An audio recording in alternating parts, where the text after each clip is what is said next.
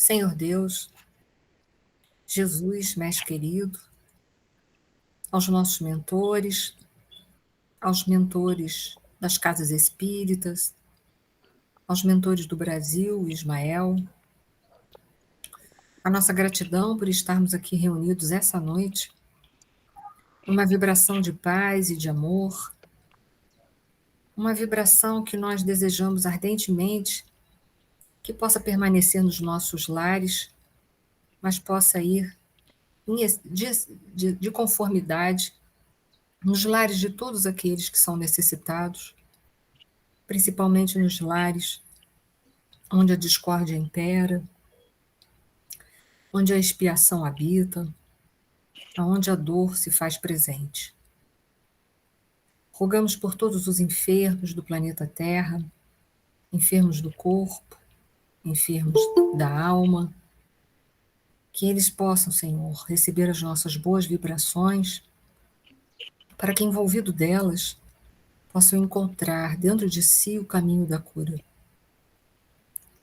Rogamos por todos os dirigentes, não só do Brasil, mas do mundo inteiro, em que possam também ser envolvidos para encontrar paz, discernimento e ter forças para fazer imperar nas suas administrações a força do moral, a força do amor. Enfim, Senhor, gratidão por tudo que temos nós recebidos ao longo da nossa encarnação, por todas as outras encarnações que já tivemos, que essa paz e que esse amor que já sentimos possa ser preservado e conservado dentro de nós. Muito obrigada, Senhor. Que assim seja. Algo muito difícil para nós realizarmos, porque intercessão não é intromissão na vida de ninguém. A gente às vezes confunde ajudar com se intrometer. Ajudar é uma mão que se estende, que não vai obrigar ninguém a nada. Até porque a ajuda vem de fora, mas a solução vem de dentro. Eu não posso solucionar a vida de ninguém. Eu não tenho como solucionar a vida de ninguém.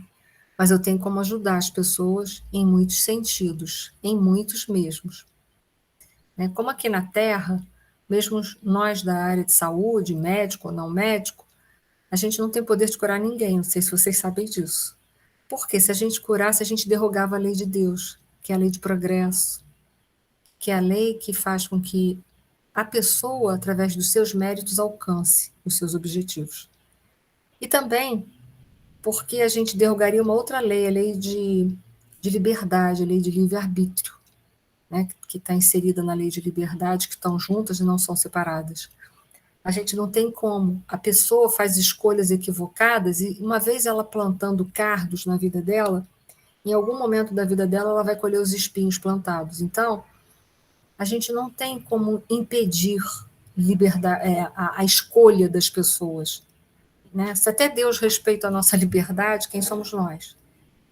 Então, a gente não tem, por causa da lei do trabalho, por causa da lei do progresso, por causa da lei de liberdade, vai por aí afora, a gente não tem como curar ninguém, mas a gente tem como ajudar as pessoas, porque a gente tem técnicas, tem conhecimentos que poderão ser úteis nesse processo de cura, de restabelecimento da doença. Então, assim, a gente não pode confundir intercessão com intromissão. A gente ajuda, mas a gente não cura ninguém. Ninguém cura ninguém. Tanto é que, se a enfermidade for expiatória e ela precisar seguir curso por alguma razão, pode-se fazer as terapias que quiser, o tratamento ostensivo que for, agressivo que for, essa cura não virá. Porque, acima de tudo isso, paira uma lei de Deus.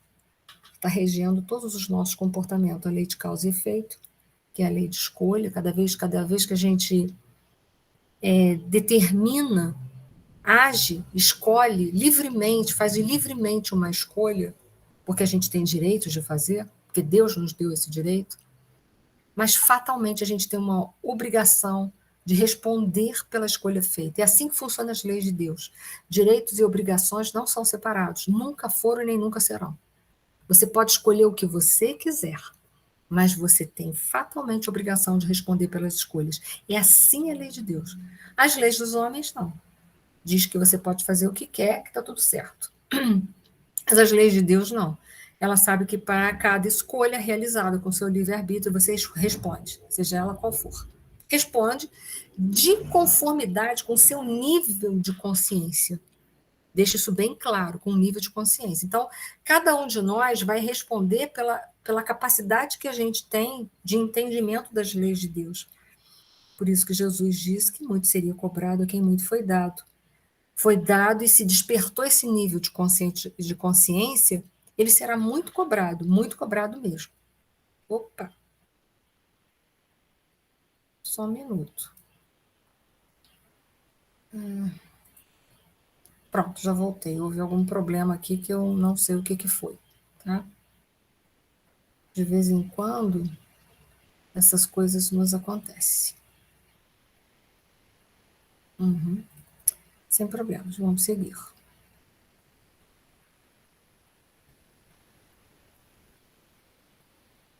Só um minutinho, gente, que eu estou mexendo aqui nos meus controles.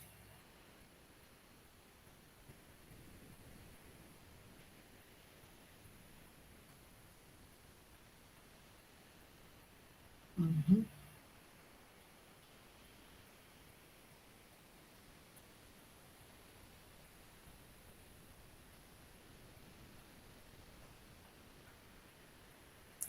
Vamos lá, vamos seguir, tá?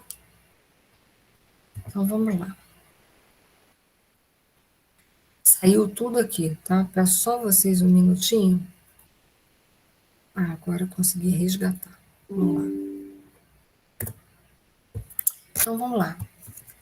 Há ali uma emancipação da alma. Isso já começa logo nesse primeiro capítulo, vai falar de uma emancipação da alma.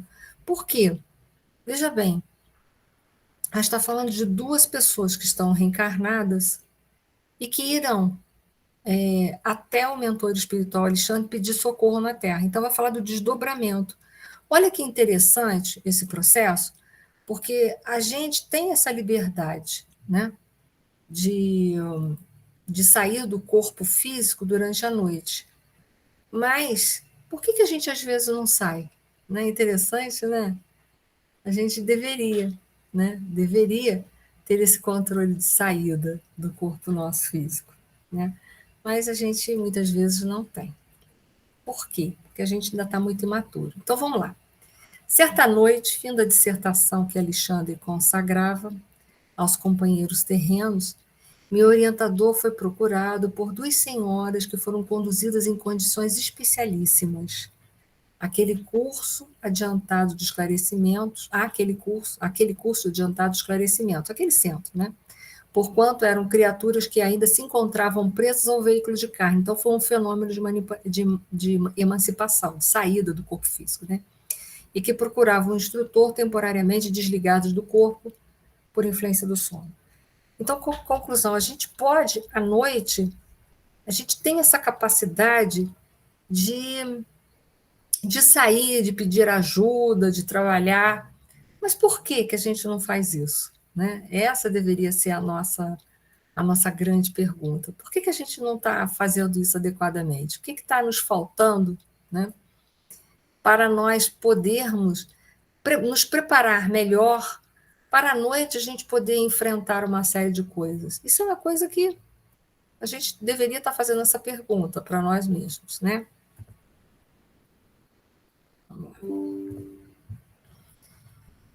E aí a gente vai ver que logo no início dessa narrativa, desse capítulo, nós vamos ver uma propriedade do perispírito chamada luminosidade, que é diretamente ligada ao grau de evolução do espírito.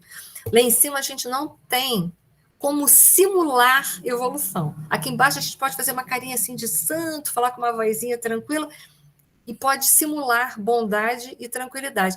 Mas lá em cima não tem, não. Não tem. Porque a luminosidade vai falar sobre a nossa evolução. Então, assim, lá não tem escapatória. Tá? O que aqui a gente pode dissimular, lá a gente não vai poder dissimular de jeito maneira. Não tem como.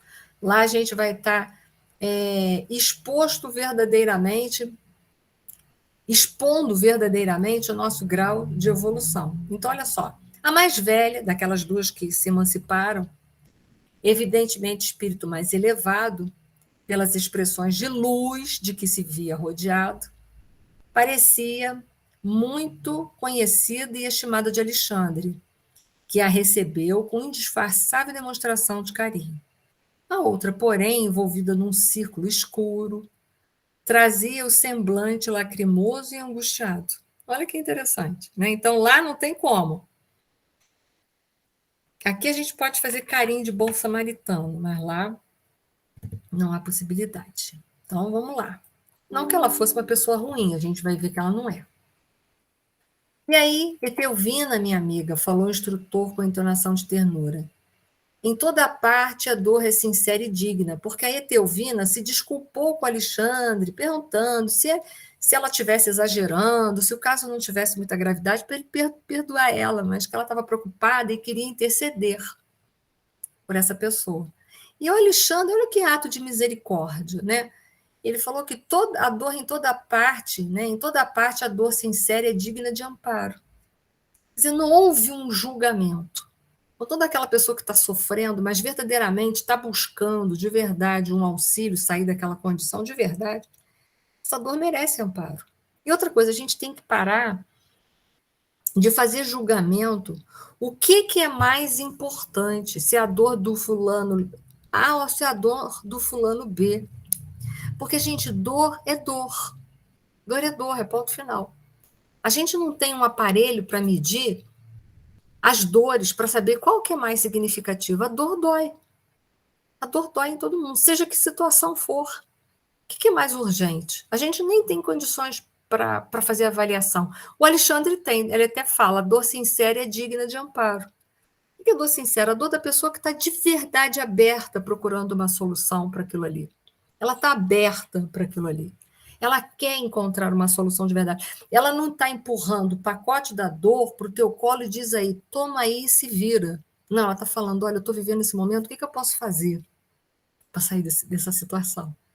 Né? É uma dor sincera, uma dor que busca melhora. Né? E ela vai falar do caso Raul, que a gente vai ver que esse capítulo é muito extenso, mas é cheio de ensinamentos. Não obstante, porém, viverem para o desempenho das sagradas obrigações domésticas, apareceram inimigos ocultos que lhe haviam subtraído a felicidade. Raul fora assassinado inexplicavelmente. Essa foi a narrativa. Amigos anônimos recolheram-lhe o cadáver na via pública, trazendo-lhe à casa terrível surpresa. Tinha ele o coração varado por um tiro de revólver, que, embora encontrado junto do corpo, em sangue, não lhe pertencia. Que mistério envolveria o hediondo crime?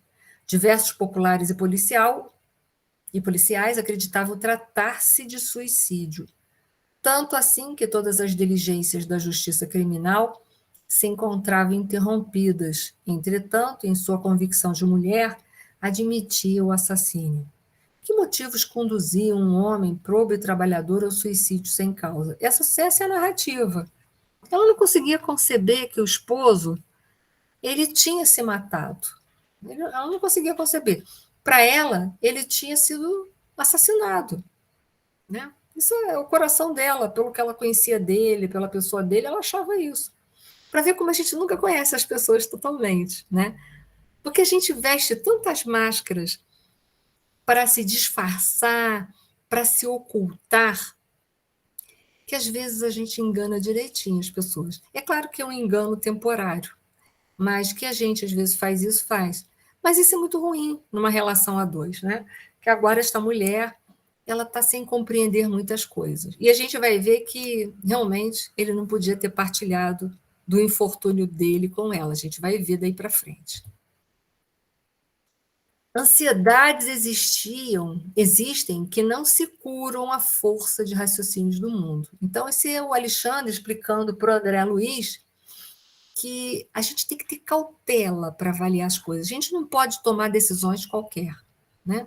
Deve-se ouvir, deve-se avaliar, deve-se refletir. Então, por isso que ele diz, ansiedades existem que não se curam à força de raciocínio do mundo, ou seja, pela razão. Até porque a ansiedade é emoção. A gente não pode suplantar a emoção através da razão. Que se é falso também vai chegar uma hora que não funciona. Né? A emoção está ali, ela precisa ser conduzida. Pode ser conduzida pela razão, mas não pode ser sufocada. É indispensável conhecer o refúgio da oração, confiando-as ao Supremo Pai. Então, há muitas coisas que é tão difícil da gente trabalhar que o bom mesmo é que a gente faça oração em muitos momentos. Porque às vezes as ansiedades trazem problemas emocionais tão profundos que a gente às vezes tem vontade de solucionar. Mas a coisa é tão forte que a gente não tem ainda, naquele exato momento, uma condição de lucidez para enfrentar. Então, quando isso for muito forte, vamos recorrer a quem tem todas as soluções e tem todas as forças do universo. Quem é? Deus, nosso Pai. Porque Ele vai saber como nos conduzir ao caminho da solução. Deus sabe. Pode ser que demore, até porque depende muito da nossa maturidade para que as soluções possam vir.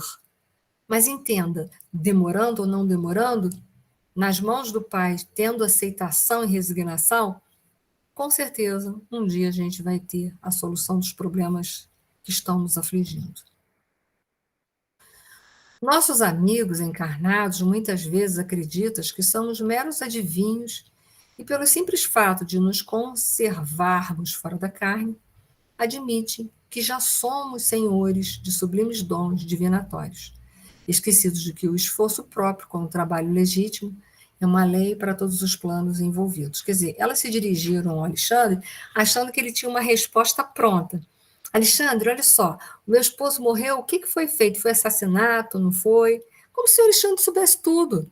Mas o Alexandre guarda as limitações dele, como nós guardamos as nossas limitações. É bem verdade que ele está numa hierarquia maior, mas mesmo assim o Alexandre tem as suas limitações. E às vezes a gente se dirige aos espíritos querendo que os espíritos resolvam tudo agora. Nós já viu isso? A gente quer saber tudo e quer que tudo seja resolvido agora. Sem esperar que é preciso de tempo para muita coisa. Então, Alexandre explica isso. O pensamento. Como? Ponderei. Não seria mais prático invocar diretamente o esposo desencarnado através dos nossos poderes mentais? Porque o Alexandre fez a sugestão de ir lá na casa dela para começar a ver o que estava acontecendo. Então, o André pensou assim: nossa, quanta perda de tempo, né? A gente não precisa saber o que aconteceu com ele. Invoca aí o pensamento, vai descobrir onde ele está, vai lá, pergunta para ele e pronto, está resolvido. Né? Só que as coisas não são assim. Né? As coisas, para ser uma intercessão, a gente tem que seguir um certo passo e conhecendo as coisas que a gente tem que fazer. E não tomar uma decisão precipitada, qualquer, e depois ver o que vai acontecer. Não, gente, as atitudes pedem reflexão, previdência. É muito importante. Raul poderia, desse modo, ser ouvido sem dificuldade, observando-se posteriormente o que se poderia fazer em favor da viúva. Então, penso lá, evoco o Raul e resolvo esse problema. Tem esse poder, né? O pensamento que se propaga pelo fluido cósmico universal, todos nós estamos mergulhados no fluido cósmico, não estamos? Então, através de uma telepatia, de uma vidência à distância, o Alexandre até, de repente, conseguia ou chamar o Raul ou ver onde ele está. Mas o que faz Alexandre? Não. Vamos até a residência, vamos avaliar as coisas primeiro. Né? Vamos ver de perto as reais necessidades dessa viúva. O que ela está passando? Vamos resolver o problema pela raiz. Não vamos procurar saber as coisas só de um lado e depois chegar imediatamente falar o que está acontecendo. Não, vamos ver quem é essa viúva, o que ela está passando, qual a capacidade de aceitação, de percepção, de suportar a dor que essa viúva tem, para a gente saber qual resposta melhor vai dar para ela. Olha só, houve todo um trabalho de previdência ali do Alexandre. Que ele podia ir lá, o Raul falou assim, chegava perto dela, é o seguinte, deixa eu te falar, tu não me pediu para que eu te desse notícia do teu marido? Pois é, deixa eu te explicar, olha só. E foi assassinato, coisa nenhuma, minha senhora. Ele se matou mesmo, a queima-roupa. Já pensou? Né? A gente talvez fizesse assim. Mas ele não, ele vai lá na casa dela, vê a psicosfera, vê as problemáticas, vê o quanto essa mulher está sofrida, o quanto que ela tem capacidade de suportar uma verdade. Depois sim ele vai ver o que vai fazer. Olha que coisa bonita, né? Nós, em geral, nós somos precipitados. Nós botamos a carruagem na frente dos bois, né? Assim. Lei de ação e reação. Quem dá o bem é o primeiro beneficiado. Quem acende uma luz é o que se ilumina em primeiro lugar. E é verdade. É da lei isso. É da lei. É da lei. O bem que eu faço, por isso que o bem que eu faço, ninguém pode me roubar. É minha atitude. Mas também o mal que eu faço, também ninguém pode resolver por mim. Ninguém. Eu vai ter que ser eu. É assim a vida.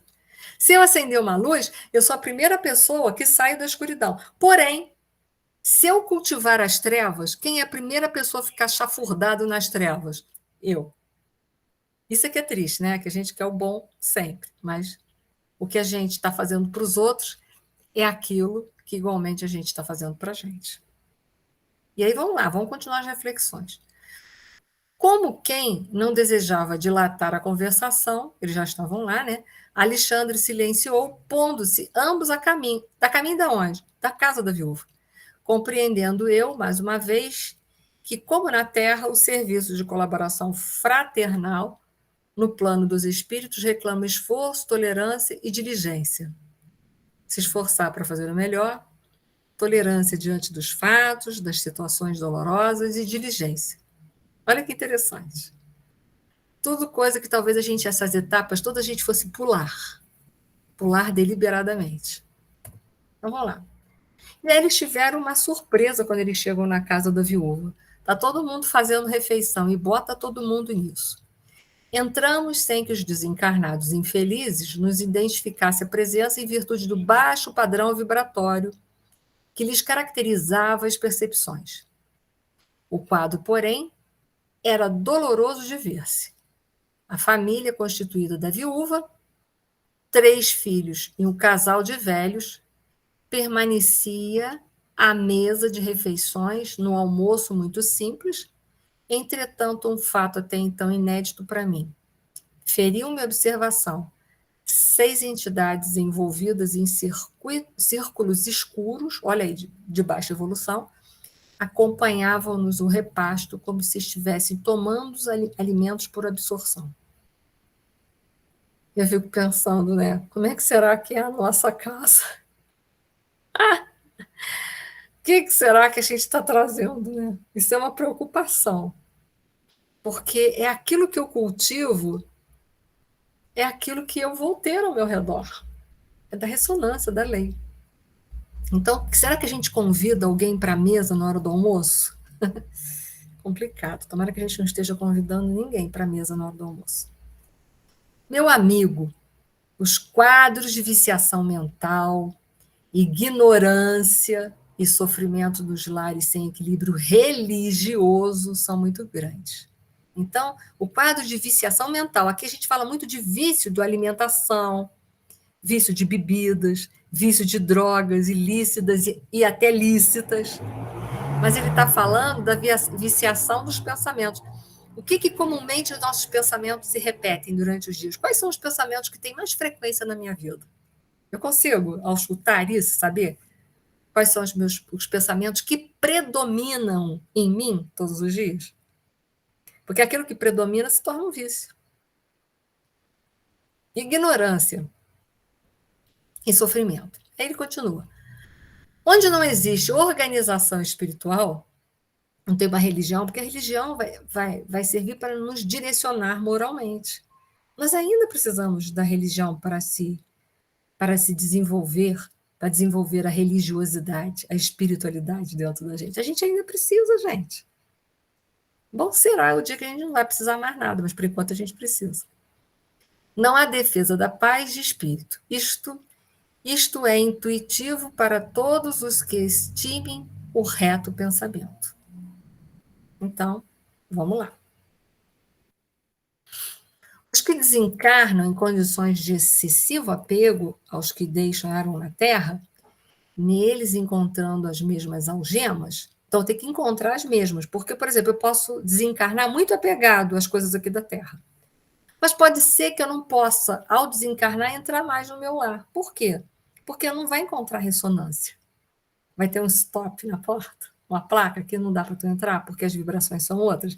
E não é porque ninguém botou a placa, não, são as vibrações que delimitam a entrada. Neles encontrando as mesmas algemas, quase sempre se mantêm ligados à casa, a situações domésticas, aos fluidos vitais da família. Eu quero fazer uma pergunta para vocês, já que vocês estão aí tão quietinhos, concentrados. E se tem uma obsessão, esse quadro que a gente está vendo? É uma obsessão. É Eu uma, acho que é. é uma obsessão. De encarnado para desencarnado e vice-versa, porque ali os dois lados, é isso mesmo, Edith, os dois lados estão na mesma situação. Isso é um caso típico de obsessão. Mas é obsessão porque deseja o mal das pessoas? Não. É uma obsessão realizada por ignorância. Não é uma obsessão que visa prejudicar ninguém. Visa apenas tirar partido de uma situação que lhes causa ainda muito prazer, mas como eles não conseguem, os desencarnados, ter mais acesso a esses prazeres, então eles simplesmente se aproximam por afinidade. Então, é uma obsessão. Não uma obsessão porque tem ninguém querendo mal de ninguém, não. Existe obsessão inconsciente? Olha, Wanda, eu vou te responder com muito carinho, se me perdoe se as palavras parecerem ríspidas, mas não são. As obsessões só são, muitas vezes, elas são inconscientes da nossa parte porque a gente não se conhece. Porque se a gente se conhecesse mesmo, a gente saberia o que atrai para si próprio. Então, existe. Muitas pessoas estão sendo obsidiadas aqui, agora, nesse exato momento, nem têm noção de que estão sendo obsidiadas. Né? Então, se a gente se conhecesse, a gente sabe o que vibra. Se a gente sabe o que a gente vibra e pensa, a gente sabe quem a gente atrai. Pode falar, Ana, você levantou em vigilância, isso aí. Pode falar, Ana. Nia, você está me ouvindo? Tô te ouvindo. Você disse que às vezes eles não conseguem entrar, porque a vibração é diferente. Essa vibração seria diferente em que sentido? Assim, seria no sentido da família que mora ali, não está mais pensando, não está mais lembrando? Em que sentido seria isso? Não é porque falta lembrança, não. Que a gente pode lembrar sempre com muito carinho de todos os nossos entes que partiram para a parte espiritual. A incompatibilidade é porque a pessoa está moralizada e aí forma uma barreira vibratória automática. São antagônicas entre si. Né? A pessoa está vibrando, desapegado, sem tanta influência da matéria. Então, mesmo que aquele espírito tão apegado, que está desencarnado, ele tente entrar naquela casa, ele não consegue. Ele não consegue por uma barreira fluídica natural. E não é porque ninguém está pensando nele, não. Pode pensar nele, pode orar por ele, mas só porque todos ali já se encontram num outro nível evolutivo, aí não encontra guarida. Tá? E o André Luiz conseguiu entrar na casa dele. Sim, ele entrou porque ele estava bem preparado, com autorização, e ele precisava para vencer o apego e o ciúme dele, o que ele acabou conseguindo. Mas ele estava protegido e o lar permitiram. E aquele lar também não era um lar bom, era. André Luiz era ruim? Não. Então ele tinha permissão para entrar. Ele teve permissão para entrar. Tá? Porque havia boas intenções no André Luiz. E aquelas almas também, elas estavam bem imbuídas. A esposa dele só tinha desposado um outro homem. Só isso, não foi por mal, não foi por nada disso. Mas ele pôde entrar. André Luiz não era uma alma ruim. Ele ficou no primeiro momento transtornado, a ponto de sair da casa, não sei se vocês lembram. Mas logo ele recobra e entende que ninguém é de ninguém. Ele cai em si, que a Narcisa ajuda ele aceita, e o que ele faz? Bondosamente modificado, porque ele estava prestes à mudança. Só deixaram o André Luiz visitar o lar quando ele já tinha subsídios para perdoar e compreender. Antes, pergunta se foi liberada a visita dele antes. Ele trabalhou muito tempo no nosso lar, principalmente nas câmaras de retificações, até se preparar o suficiente. E ainda assim, quando ele entra, olha o sentimento de posse: minha mulher, meus filhos, minha casa. Mas ele estava preparado para se desapegar. E como ele estava preparado, e muito bem preparado, o auxílio de Narcisa foi eficiente para ajudá-lo definitivamente a se desapegar e desenvolver um amor por aquela família, um amor fraternal, que é o que nós precisamos fazer. Foi? Então, também depende muito da intenção do visitante. E se aquela casa está protegida, né? Porque, olha só, se é uma casa cujos habitantes daquela casa são pessoas como essa questão aqui, como essa senhora, totalmente invigilantes, distantes das realidades espirituais, não vivenciam as questões espirituais, a gente vai ver que aqueles que estão ali, aquele casal, não tem aceitação, não tem resignação. Se existe esse distanciamento dessa família como um todo, a casa vibratoriamente está desprotegida. Desprotegida. E aí entra qualquer entidade. Tá? Entendi. No livro anterior que nós estudamos, lembra, agora eu não estou lembrando o nome dos personagens, que vocês sabem que eu sou péssima, né? Mas tinha um marido lá, pouco vigilante, lembra? Muito pouco vigilante, aliás, nesse livro mesmo, né? Um marido pouco vigilante, desregrado sexualmente, lembra? Mas quando ele chegava em casa, vê se as entidades podiam entrar com ele. Por que não? Porque a esposa era elevada. Lembrem dele? Eu não lembro do personagem. Vocês sabem que eu, para nome, eu sou um desastre. Né? Então, entendam que quando a casa está muito bem preparada, esses tipos de entidades apegados à matéria, eles não têm passaporte direto para a nossa casa, assim, não entra e sai, não. Agora, quando a casa está desarmonizada pelos seus, porque a casa é desarmonizada pelos habitantes, né, gente? A Wanda está até lembrando que o culto no lar é de fundamental importância. É sim, feito de coração e aproveitando o culto do lar, né, entendendo que o culto do lar não é só para melhorar a vibração, mas para melhorar a nossa condição interior, para que a gente possa vibrar bem dentro de casa e, junto com a espiritualidade, fazer a barreira protetora necessária. É verdade isso. Foi, Ana? Foi. Então, continua ali, né? Onde que está? Vou ler de novo que eu me perdi onde eu estou. Os que desencarnam em condições de excessivo apego aos que deixaram na crosta, neles encontrando as mesmas algemas, quase sempre se mantêm ligados à casa, às situações domésticas, aos fluidos vitais da família. Alimentam-se com a parentela e dormem nos mesmos aposentos onde se desligaram do corpo físico. Que triste, né? Que triste. Porque esses espíritos que estão ali estão continuando tentando viver a vida material. Mas se a gente desencarnou, a gente tem que voltar à nossa realidade espiritual e dar seguimento à nossa evolução. Se a gente fica preso à vida física, que segmento que a gente dá? Nenhum. Nenhum.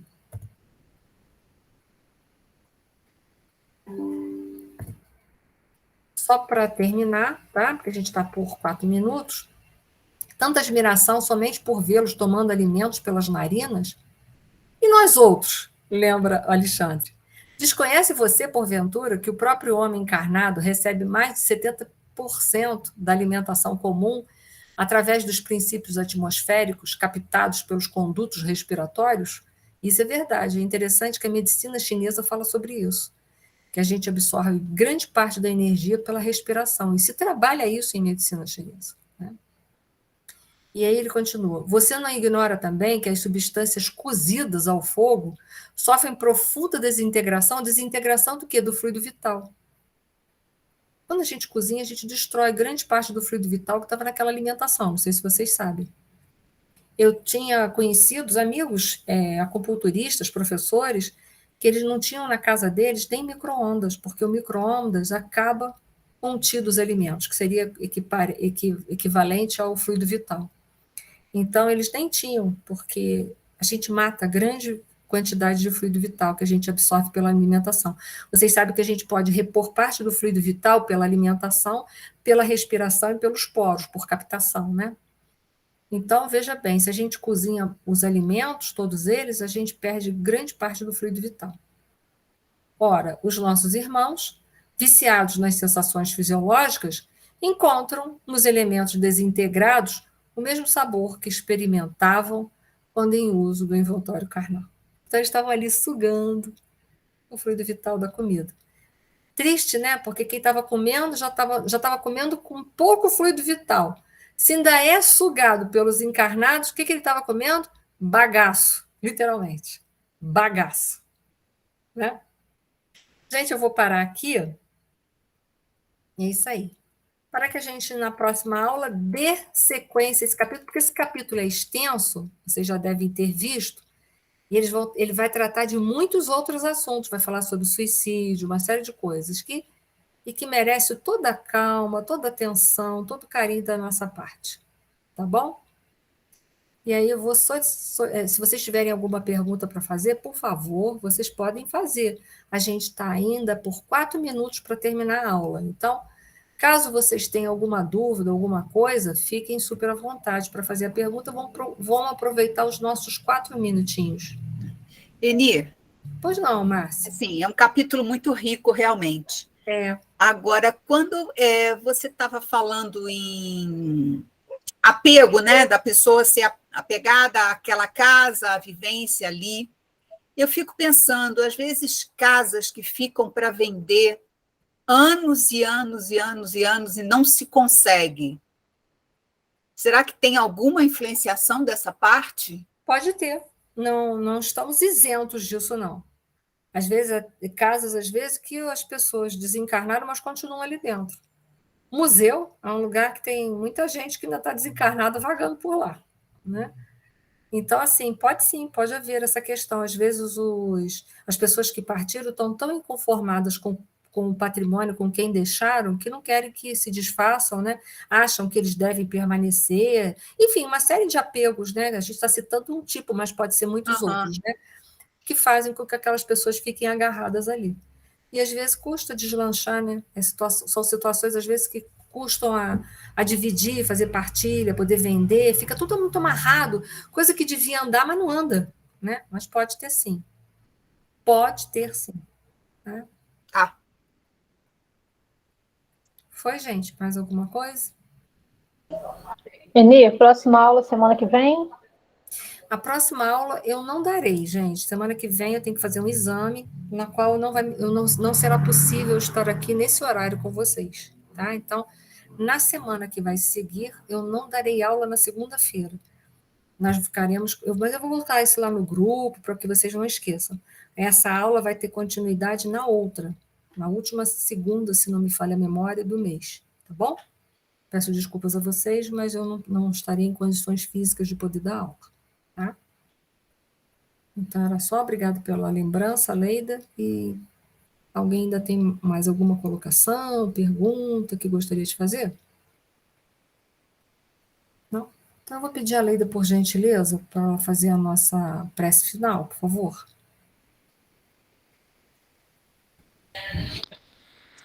Deus nosso Pai, Jesus nosso querido Mestre, aos nossos amigos da espiritualidade, nossos queridos mentores, amigos familiares que tanto nos auxiliam nesse nosso reencontro de espíritos para o nosso melhor viver, para os nossos acertos e aprimoramento. Agradecemos imensamente pela oportunidade da vida, pela oportunidade de estudo que encontramos na nossa querida Casa Espírita e demais amigos que aqui se encontram, vinculados a outras casas também queridas. Aqueles que online também depois entrarão em contato conosco, através da gravação exposta pela querida irmã Enir.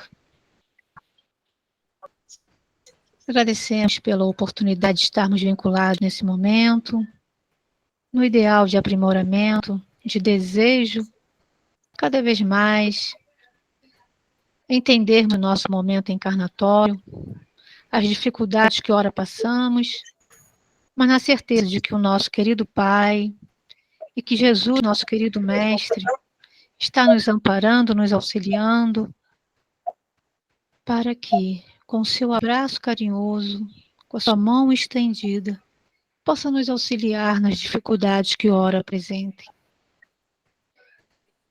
Agradecemos, queridos amigos, por estar constantemente conosco e também pela oportunidade de ter amigos presentes em nossa vida, nos auxiliando, muitos em nosso despertar, que às vezes lento, mas que vem favorecer nosso processo evolutivo.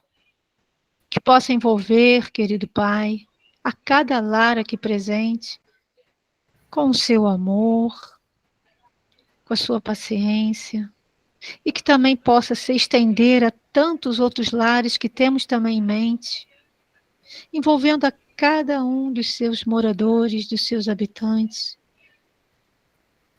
para que a energia vital possa ali ser mais depurada, possa circular melhor no nosso corpo físico, favorecendo assim a nossa harmonia interna, auxiliando nosso corpo e mente.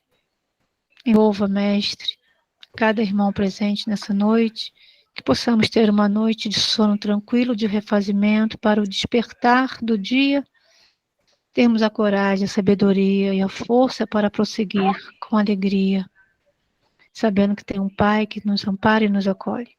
Obrigado a todos pela oportunidade, que possa nos envolver nessa querida semana de oportunidades que estamos tendo, e que possamos ser abençoados mais uma vez por essa falange espiritual, e agradecendo. Conhecemos a doutrina espírita que tanto nos sinaliza e nos auxilia. Que assim seja. Obrigada. Graças.